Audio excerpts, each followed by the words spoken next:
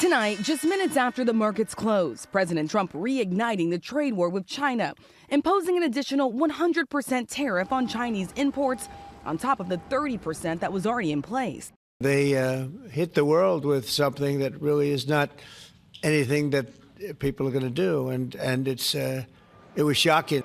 Stocks tanking after the president warned this morning a massive increase in tariffs on China was coming, even saying the move could be potentially painful for Americans. By the end of the day, the Dow was down nearly 900 points, and the S&P marked its biggest drop since April. The new tariffs start November 1st. The president blasting China for new restrictions that would limit access to rare earth minerals, a market China dominates. Those minerals critical for making everything from cars to smartphones. The president calling it a sinister and hostile move, saying there is no way that China should be able to hold the world captive.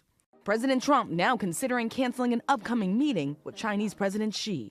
I'm not sure how you're reading this because President Trump, as we've established already, is known for bluster, certainly before a meeting. The markets, though, think they just got a big reality check. Now suddenly we do care about trade with China. Do you see this as the actual decoupling that we've been talking about? I don't think it's the actual decoupling, but I think some of us have been a bit mystified as to why the markets have been so sanguine all along. Many of the deals, even with our allies, are still basically unsettled. And we've been expecting this one to not just be a smooth ride to, happiness with some lower level of tariffs.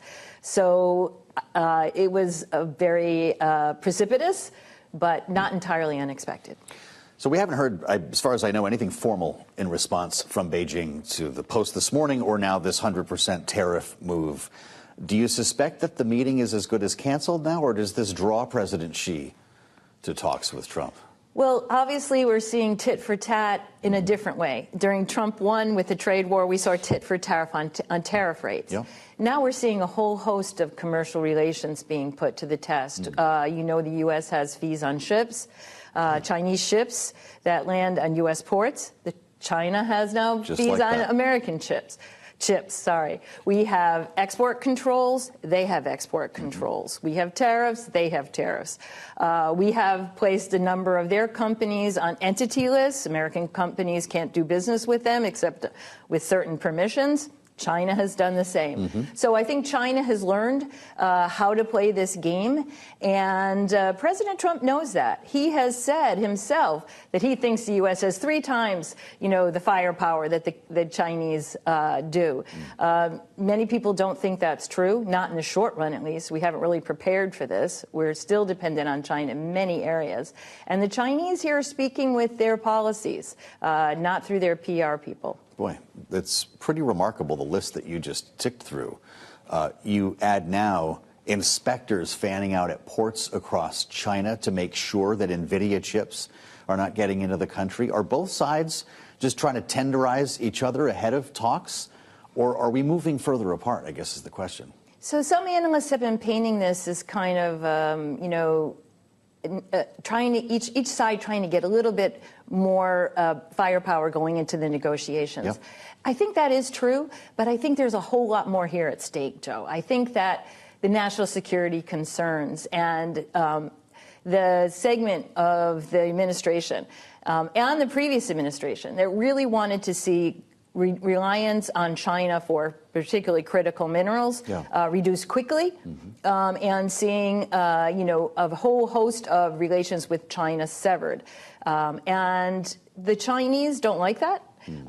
They wanted to see export controls reduced, not increased. They wanted to see investment in the United States eased, not made more difficult. And they're signaling that pretty clearly with this. So the national security issues here, I think, are really coming to the fore.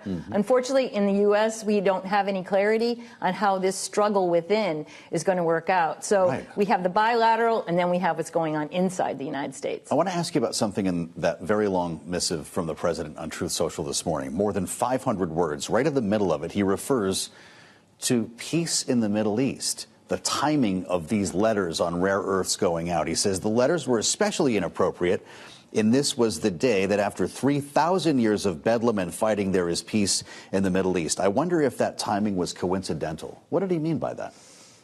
I think that What do they have to President do with Trump each other? is getting ready to take a victory lap, and he certainly So doesn't that's all it was. That want was any rain on his parade. Why did you do it today? And Yeah. he didn't get the Nobel Peace Prize. So that was his mood when he wrote this morning. Yeah, well, you can never say that the Chinese didn't do it to rain on the parade, but Right. I think that, we've been watching this for a long time, Joe, and having this conversation. So I think the timing may have been there, but clearly this is a long-standing issue. It's something that's very important to American businesses and Chinese businesses. And unfortunately, today was a dark day for us. We are still technically in a trade truce, right? That's got a couple of more weeks on it when we remember the talks that took place overseas. Whatever happened to getting a 15% cut of NVIDIA and AMD sales to China? I thought we were on the verge of something. Well, all of this has come up again, investment promises in the U.S., and we don't really have anything on paper. We don't have, the deals are not in place. Yeah. And I think this is what's keeping uncertainty in the markets so high.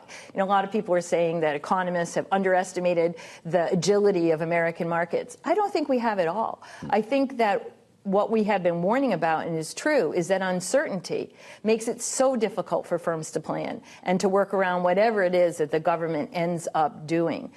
If President Trump goes through with 100% tariffs, and at the Peterson Institute we're estimating that the average tariff on China is about 50% already. So you can imagine 150%. Incredible. Yeah. You are going to see, we talked in the earlier about, is it an end to trade? Yeah. We're already seeing enormous amounts of avoidance and evasion. And so it's just going to send these supply chains into real adaptation move with a lot of things happening that we really don't want to see in the global economy. Are our West Coast ports about to go quiet again?